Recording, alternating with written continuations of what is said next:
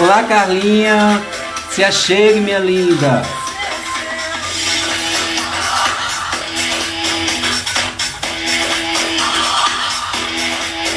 Vamos aguardar o pessoal chegando.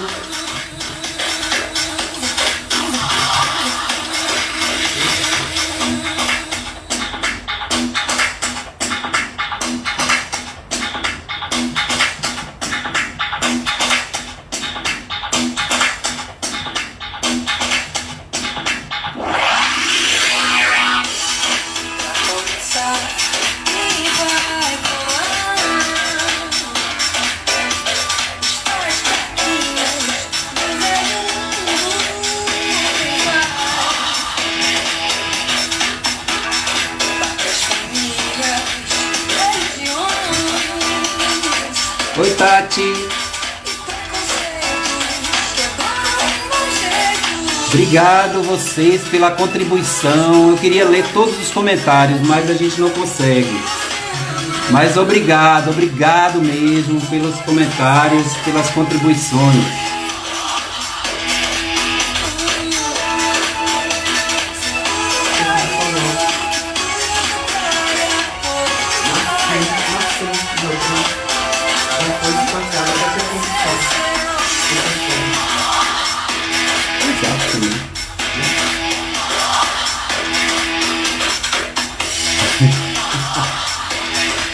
Queria saber ainda como o Luiz consegue ser religioso.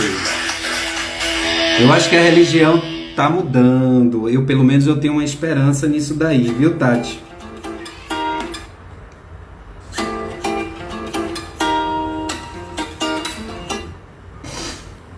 Luiz já está aqui com a gente. Luiz, da outra vez funcionou direitinho quando você solicitou. Vamos fazer novamente do mesmo jeito? Solicita aí a chamada.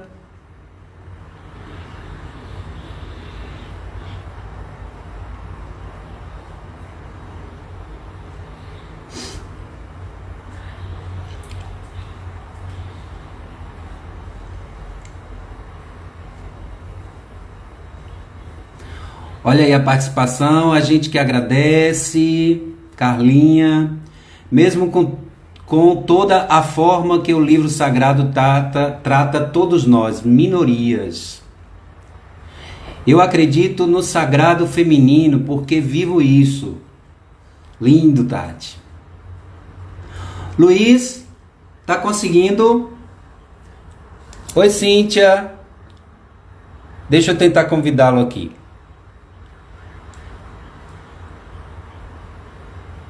O Instagram anda muito temperamental, principalmente hoje. Hoje é dia de muita live. Oi, mestre Luiz. Oi. Tá me ouvindo bem? Vamos ver se a gente consegue estabilizar como aconteceu agora. Eu acho que tá ok. Beleza. Deixa eu responder uma pergunta da Tati que eu vi aqui. Pronto, Posso? fica à vontade. É que Tati falou aí, não sei como o Luiz consegue ser religioso. Primeiro, assim, eu não me defino como religioso, tá, Tati? Eu me defino como homem do Evangelho, uma pessoa que crê no Evangelho. Segundo, porque tem pessoas como Henrique Vieira, Padre Fábio de Mello, Ricardo Gondim, pessoas que continuam na igreja, mas que são seres humanos incríveis e que estão na luta junto com a gente. Então, eu acredito nessas pessoas aí, reproduzindo os ensinos de Jesus. É melhor ele sair e Luiz, tá travando. Continua travando. Vou te interromper. Pronto, eu vou te interromper porque continua travando e aí eu estou ouvindo muito pouco do que você está falando. Vamos fazer como a gente fez da outra vez? Eu vou cancelar aqui a sua chamada e você solicita Tá, para participar, tá joia? vou tentar, já.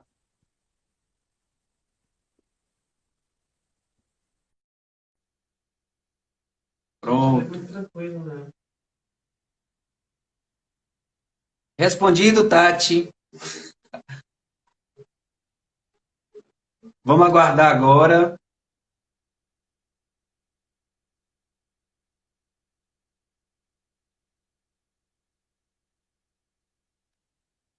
Pronto, o Luiz pediu aqui. Vamos tentar dessa forma.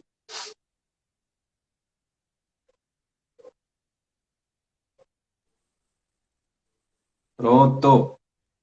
E aí, será que agora vai? Eu acho que fica bem mais estável e Melhorou. fica melhor a imagem e o áudio. Pronto, concluído essa parte aí. Beleza. Luiz, vamos voltar ao nosso didatismo, né? Olha, Tem uma pergunta aqui que eu acho que até nós, pessoas com deficiência, a gente não consegue. No universo LGBTQ a mais, não é, Xande, isso agora?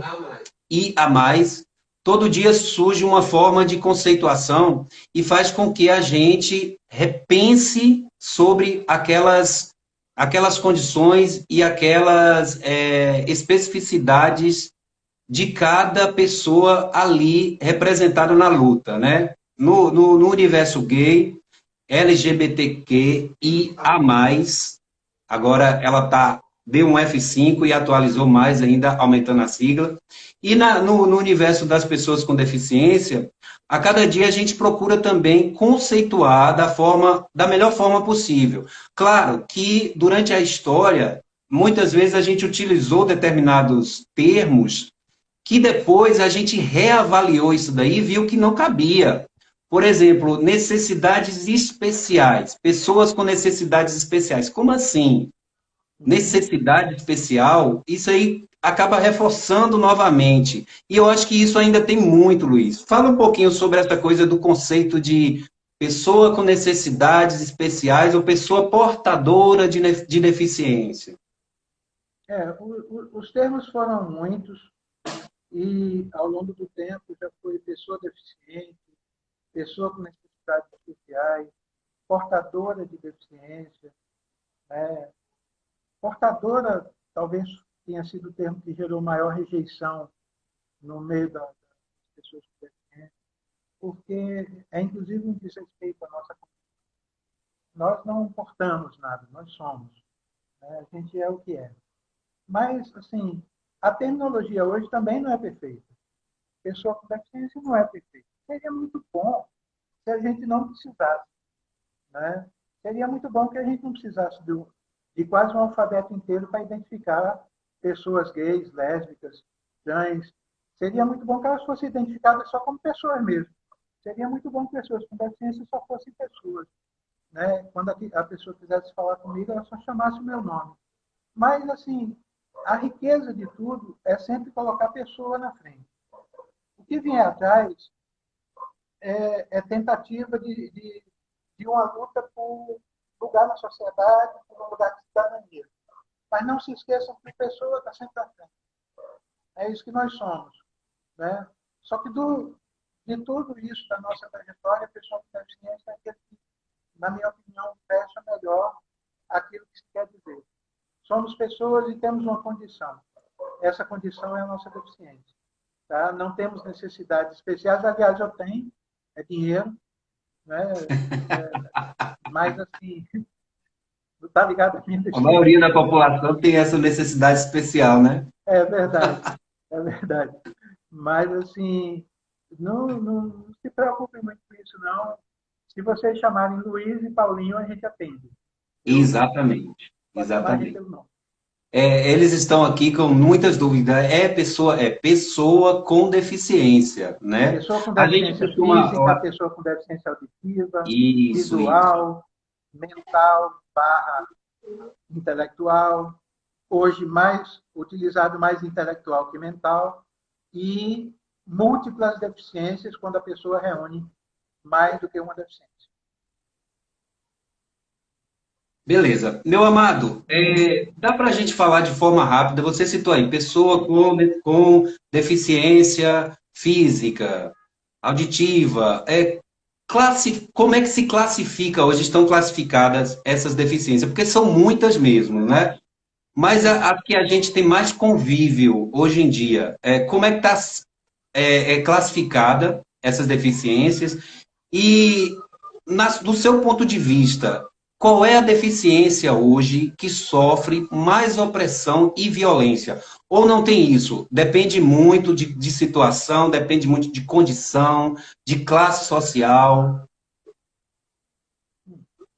A classificação das deficiências é essa que eu falei. Pessoa com deficiência física, pessoa com deficiência visual, auditiva, mental, intelectual e múltiplas deficiências. Infelizmente, o modelo que nós temos quase que vigente na sociedade, quando precisamos arrumar emprego, quando precisamos fazer concurso, é o modelo médico da deficiência. Nós ainda precisamos de um CID para fazer um concurso, nós ainda precisamos de um CID para apresentar um atestado no trabalho. Então, esse modelo médico da deficiência quase que coloca a culpa da deficiência na pessoa com deficiência, né?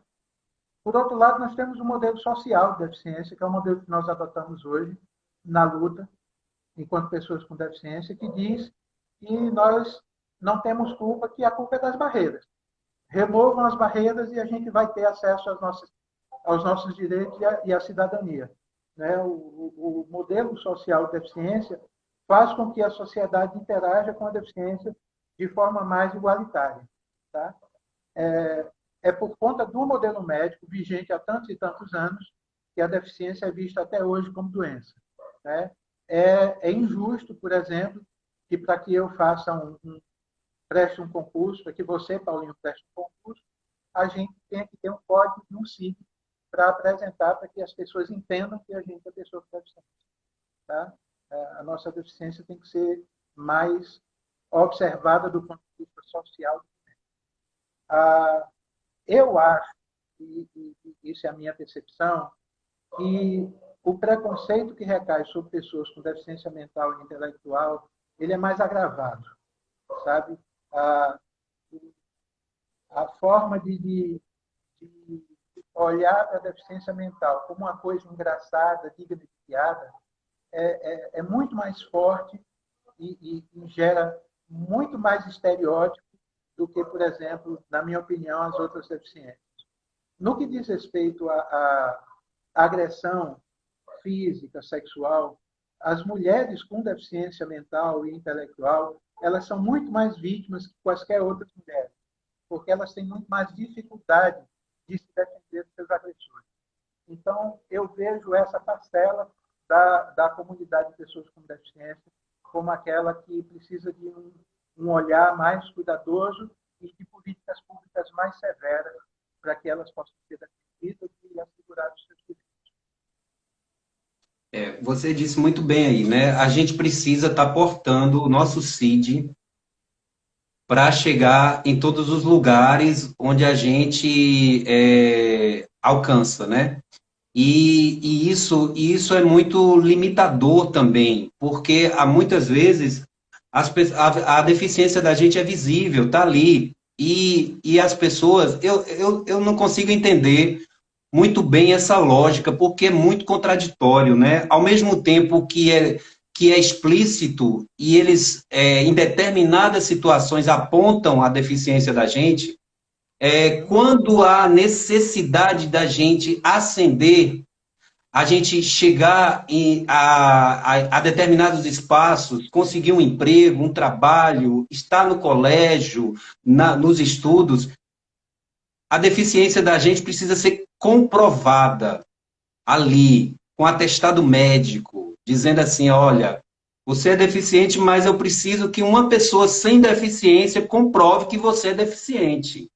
Olha que coisa louca, né? E aí a gente tem que correr atrás. Eu já passei por situações, Luiz, onde eu tinha o meu médico ali, o meu ortopedista, que cuidava de mim, que conhecia todo o meu corpo, minha estrutura, mas eu fui tirar, por exemplo, foi no caso da carteira de ônibus. E aí, não, o seu médico não vale. O que vale é um médico do SUS, público, assim, assim, assado. Claro que a gente sabe que existem pessoas que se utilizam desses direitos adquiridos para poder se favorecer sem ter aquele direito sobre aquele benefício. Mas a gente acaba passando também por essa, vamos dizer assim, é uma desconfiança que não tem muita lógica, né? De existir diante da realidade que está ali, da nossa condição física, mental, auditiva, visual, e aí a gente ainda passa por isso tudo. E aí, diante disso, eu entro nesse assunto que ainda é muito questionado, criticado. Tem gente que tem altas defesas aí de ser contra, né? Que é a questão da cota.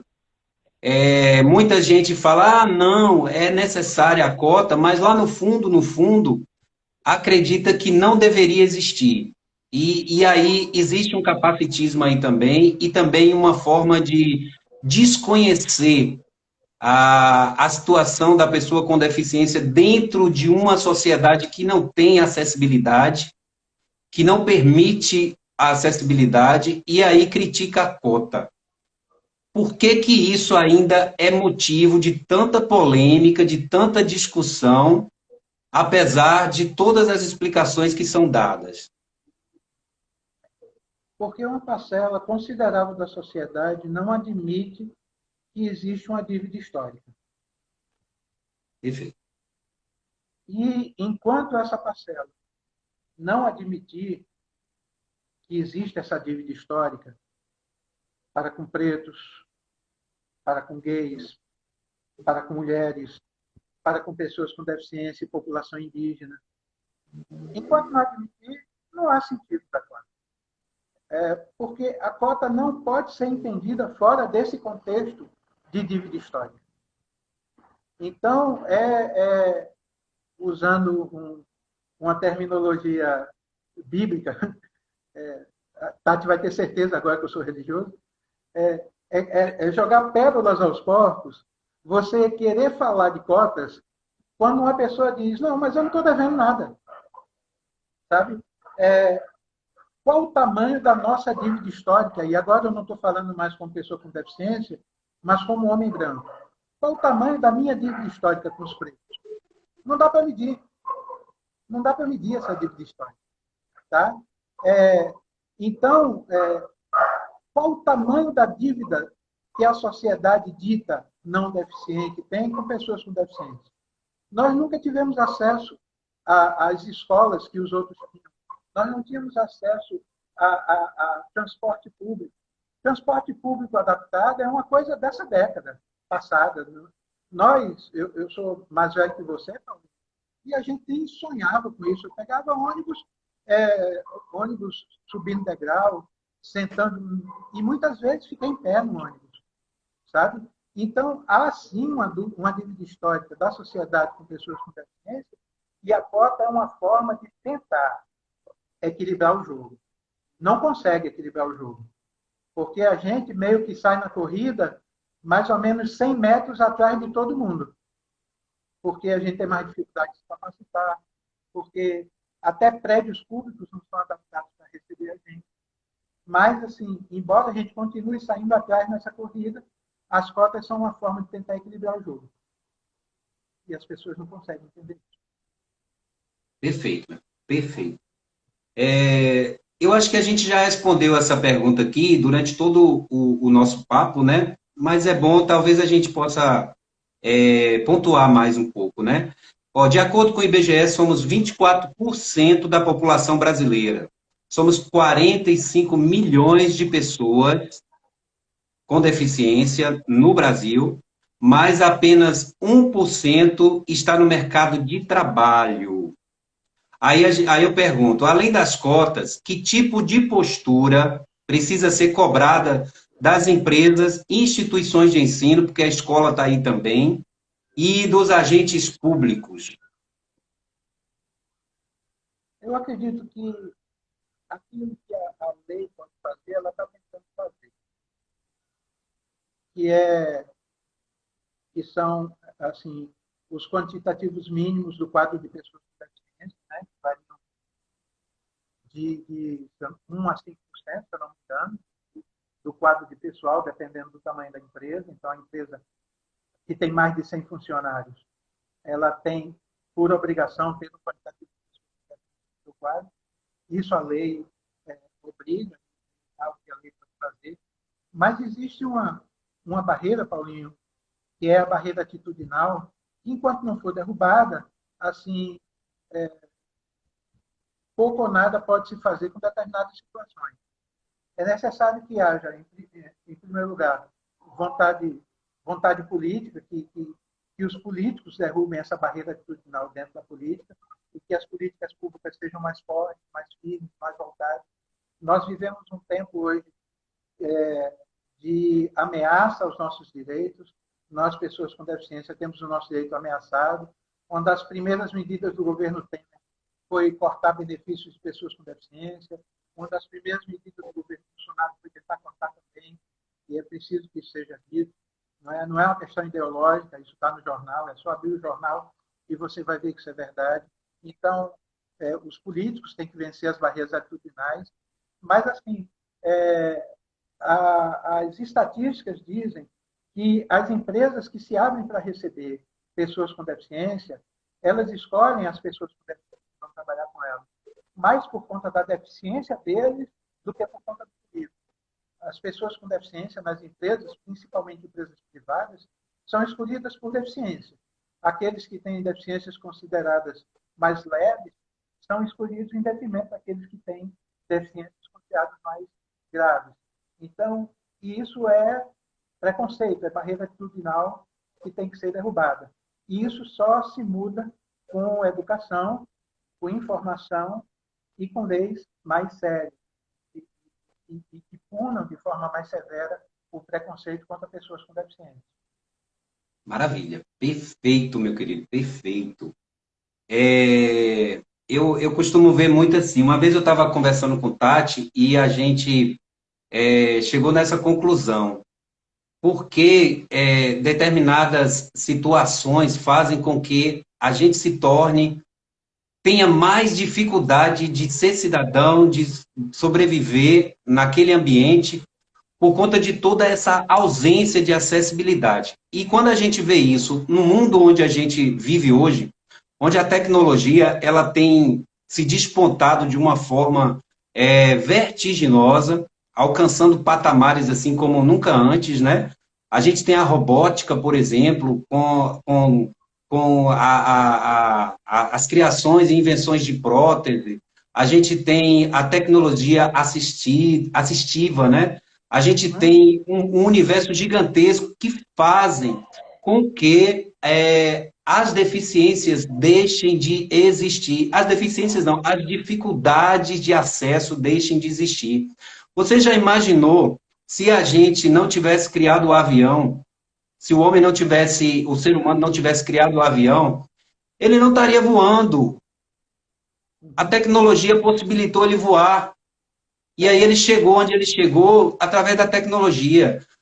Concentrar também a nossa inteligência e a nossa vontade política de investir nessa área para diminuir a falta de acesso das pessoas com deficiência dentro da sociedade é um passo muito importante. Então, criar mesmo tecnologia para que a gente substitua aquilo que foi perdido ou que foi reduzido, que é uma característica nossa e que existem nas outras pessoas sem deficiência também.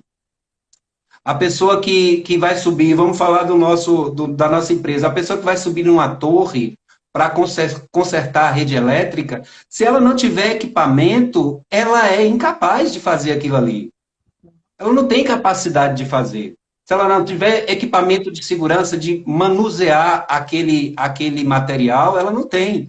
Assim é como uma pessoa com deficiência. Se não tiver um programa que faça a leitura para uma pessoa cega, é a mesma coisa. Então, a gente sabe que há como fazer essa inclusão. Aí é como você disse, é preciso ter vontade política de fazer, é preciso ter um mercado que olhe para isso aí, porque o mercado tem muito preconceito, ele é muito. O mercado se diz muito à frente do tempo, visa muito o futuro, mas é muito entranhado nele um atraso de mentalidade que fica sendo reproduzido constantemente. Então, empresários, cientistas da área de robótica, de computação, pense mais nas pessoas com deficiência, trabalhe mais para que essas deficiências sejam sanadas. E a tecnologia está aí para isso, e ela pode ser muito bem utilizada e criada para isso.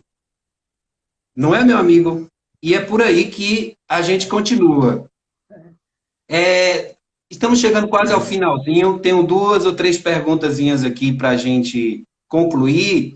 Eu queria que, se você tiver alguma interferência aí para acrescentar, você pode ficar à vontade. Eu estou vendo que as pessoas estão participando muito aqui também. Alguma pergunta que você queira responder, fique à vontade também. Beleza. Eu só queria completar uma coisa que você disse. O próprio conceito que está lá na Convenção das Pessoas com Deficiência, que também foi utilizado na Lei Brasileira de Inclusão, que a Dilma promulgou, ele diz que a deficiência ela se maximiza por causa da barreira. Quando você retira a barreira, você diminui a deficiência. Então, em outras palavras, quanto menos barreira, menos deficiente eu sou, menos pessoas deficientes, sabe? Removam as barreiras.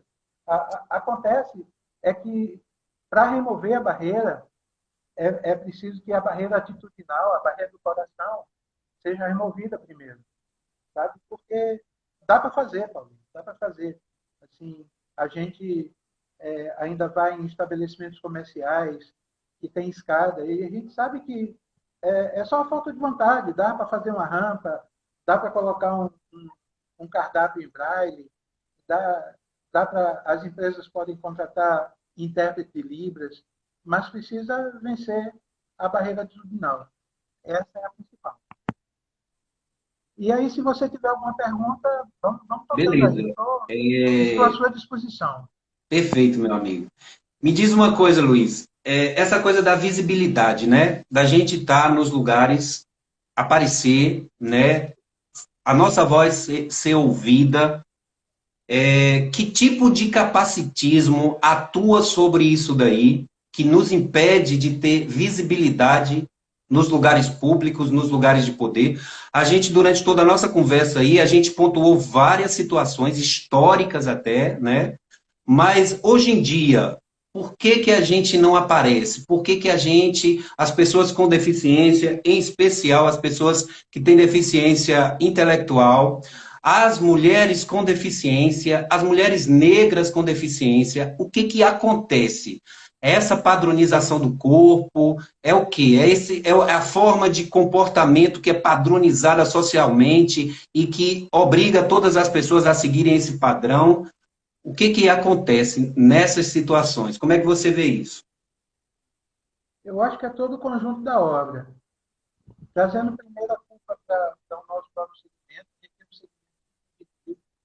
a gente não tem uma força política coesa, nós travamos muitas batalhas segmentadas, e isso nos enfraquece. A nossa luta enquanto segmento social é relativamente nova também, relativamente nova, né? Enquanto o feminismo tem décadas de luta, os movimentos sociais têm décadas de luta, a gente é um movimento relativamente jovem enquanto organização. A, a sedução do, do ser exemplo de superação é muito grande para alguns, e alguns atendem esse canto da cerveja e se vendem para esse tipo de situação, isso também nos divide muito, né? Tem muita gente que utiliza esse exemplo de superação em palestras motivacionais, nesses jogos aí de cair nesse chamado de sedução do capacitismo, isso também nos enfraquece. Agora, eu quero pontuar que existe hoje no Brasil um movimento de mulheres com deficiência muito forte. Quero sugerir a vocês que sigam uma menina chamada Mariana Torquato. Nas redes sociais, ela tem um canal no YouTube chamado Vai Uma Mãozinha Aí.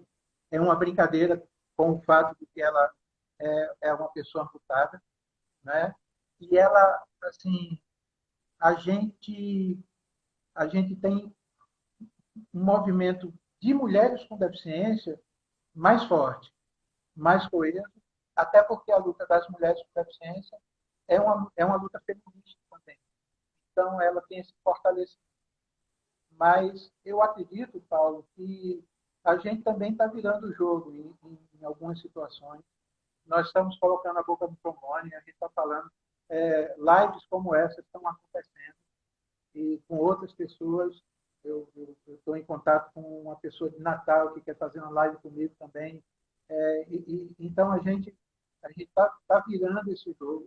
A gente tem a Lei Brasileira de Inclusão, que pode proporcionar, uma vez completamente estabelecida, colocada em prática, pode proporcionar muitas vitórias ao segmento.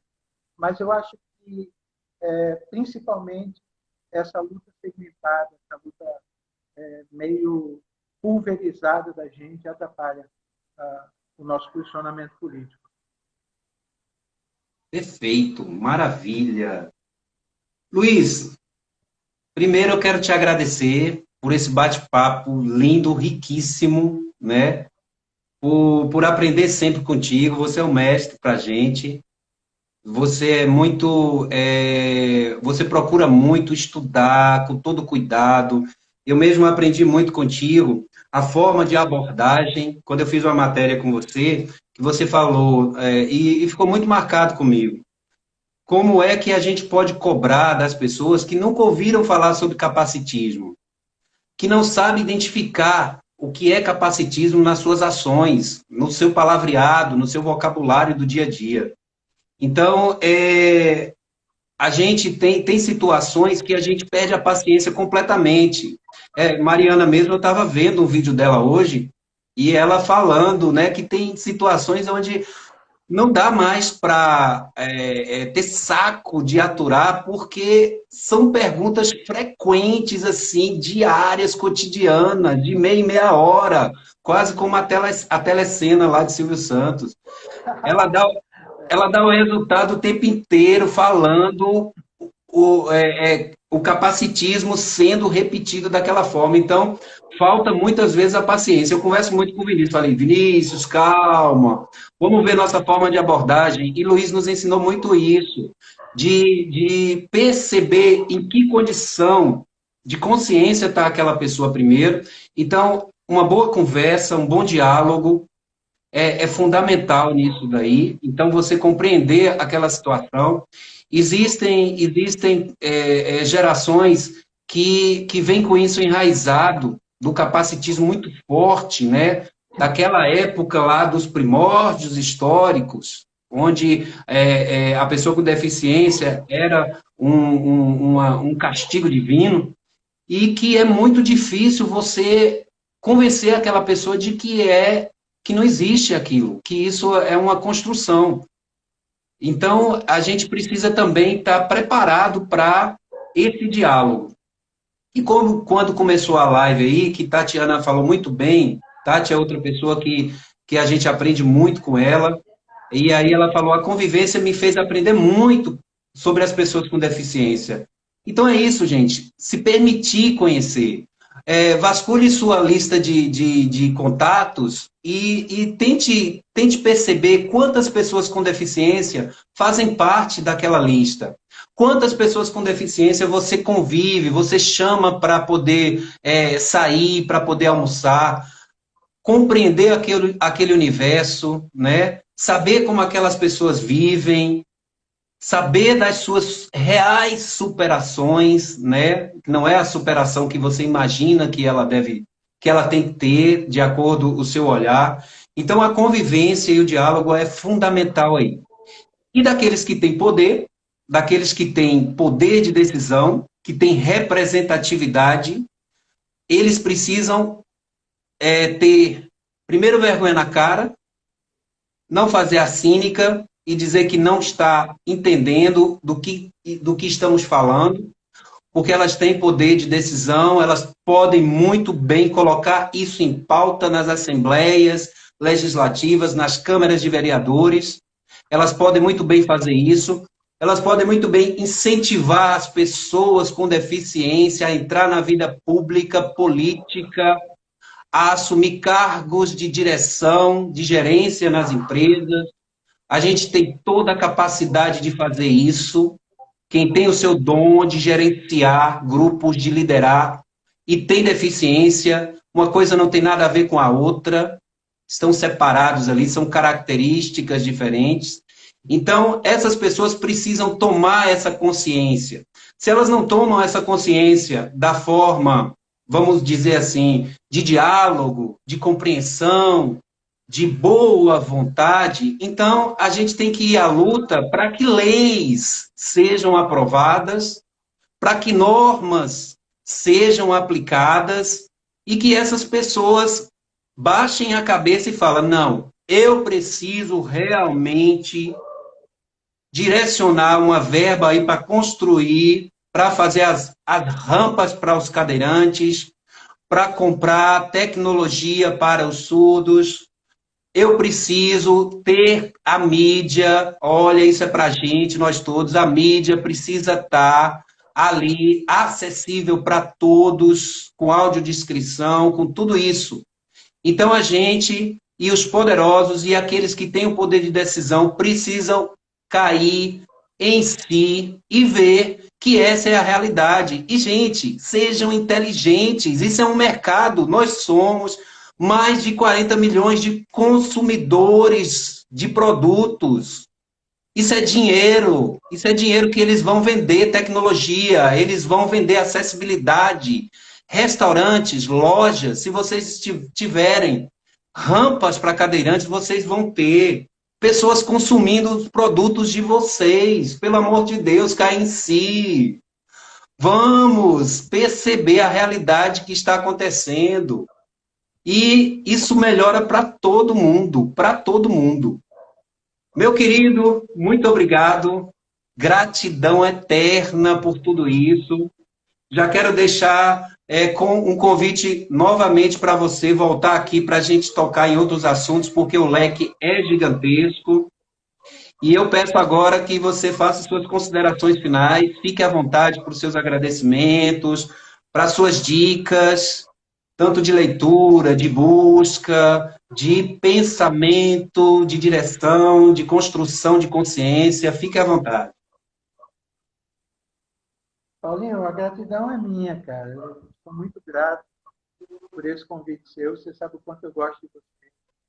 Um cheiro no Alexandre, que deve estar, ele passou umas 2 vezes aí por trás. E eu queria concluir, Paulinho, com um- uma, uma frase que me fala muito, tá? Durante muito tempo, pessoas com deficiência, elas se satisfizeram com a integração. Integração é quando a professora fazia a dinâmica da turma, colocava uma cadeirinha para a gente e a gente ficava sentado assistindo a dinâmica que os outros faziam. E todo mundo achava que era ótimo isso, porque a pessoa estava integrada. Hoje, a pessoa com deficiência ela não quer mais integração, ela quer inclusão. E a diferença de integração e inclusão é mais ou menos essa. Integração é quando você faz uma festa na sua casa e me chama. Inclusão é quando você me tira para dançar. E hoje, eu, Paulinho, a gente não quer mais ficar sentado na sala, não. A gente quer dançar. A gente quer entrar na dança. Então, e se não quiserem dançar com a gente dança só. Sabe? É isso que é inclusão. Então, esse é um tempo em que as pessoas estão lutando pelos seus direitos e que todo mundo tem que ajudar todo mundo e ninguém solta a mão de ninguém, deixa de ser o lema de um grupo e passa a ser o lema de todo mundo que leva a sério o ser humano, a pessoa. Tá? Leiam aquilo que Paulo Pereira, Vinícius Lima, Luiz Loreto, Iremar Júnior, Mariana Torquato, Dudé Vocalista, sabe? São pessoas com deficiência escrevendo sobre deficiência, né? Tem muita gente boa, mas principalmente façam aquilo que o nosso querido José Roberto, nosso colega de trabalho, chama de acessibilidade da alma. Abram seus corações, porque não há nada melhor do que relacionar através do amor. Esse é o caminho. Maravilha.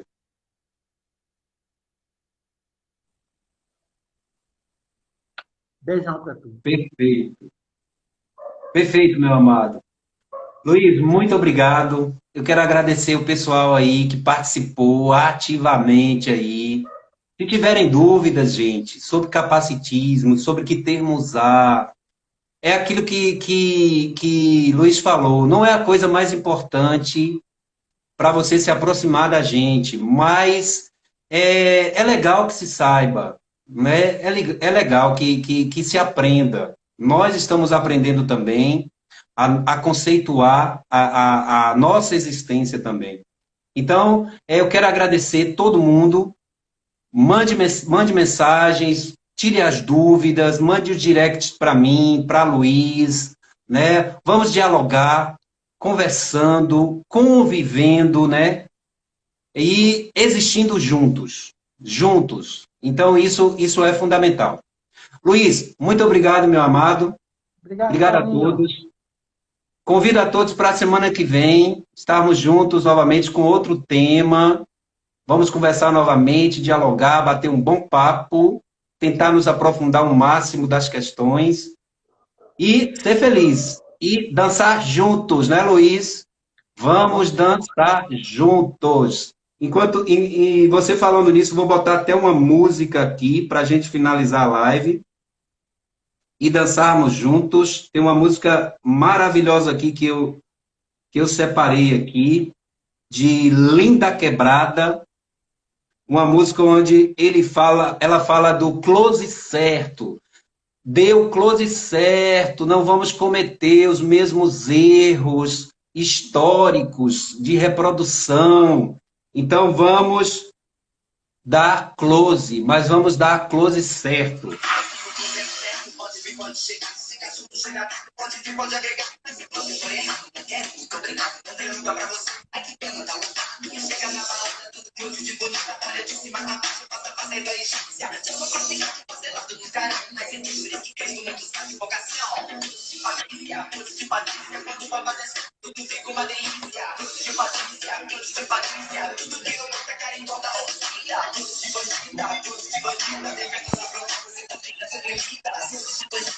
Tchau, pessoal. Tchau, Luiz. Até semana que vem, meus amados. Beijo a todos.